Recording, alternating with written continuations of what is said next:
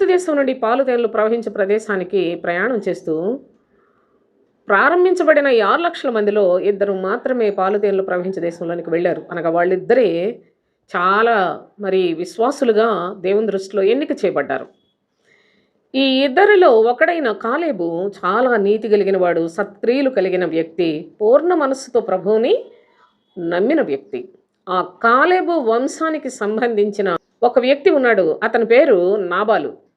ఈ నాబాలు దేవుని యొక్క నామానికి భయపడడు, దేవుని యొక్క మనుషులకు కూడా భయపడే వ్యక్తి కాడు.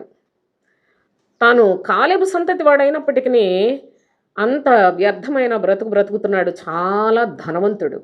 ఈ ధనవంతుడికి ఒకానొకప్పుడు దావీదు మహారాజు చాలా మేలు చేశాడు. అతని యొక్క గొర్రెల మందలు వాటికి రాత్రులు దావీదు పనివారిని కాపలాగా ఉంచి మరీ అంతగా సహాయపడి ఉన్నాడు. అయితే ఒక దినం దావీదు మహారాజు ఒక 10 మంది మనుషుల్ని పిలిచి, మీరు నాబాలు దగ్గరకు వెళ్ళి కుశల ప్రశ్నలు అడిగి నీకును నీ ఇంటికి నీ క్షేమమగునుగాక అని ఆ భాగ్యవంతునితో చెప్పండి.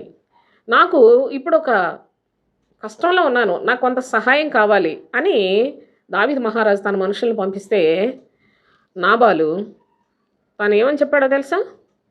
దావీదెవడు, యెషై కుమారుడెవడు, నాతోటి వాళ్ళకి సంబంధం ఏంటి? భాగ్యవంతుడు అనగా ధనవంతుడుగా ఉన్నాడు.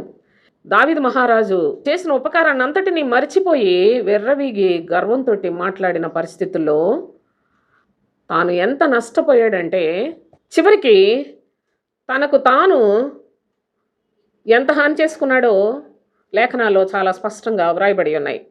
కనుక చేసిన మేలును మర్చిపోవటం అనేది కూడా నేరం, గుర్తుపెట్టుకునండి. దేవుని యొక్క సన్నిధిలో నీవు ఎంత భాగ్యవంతుడు అయినా, ఎంత ధనవంతుడు ఎవరైనప్పటికీ కూడా మనుషులు మనకు చేసిన సహాయాన్ని మర్చిపోవటం అనేది అది దుష్క్రియ.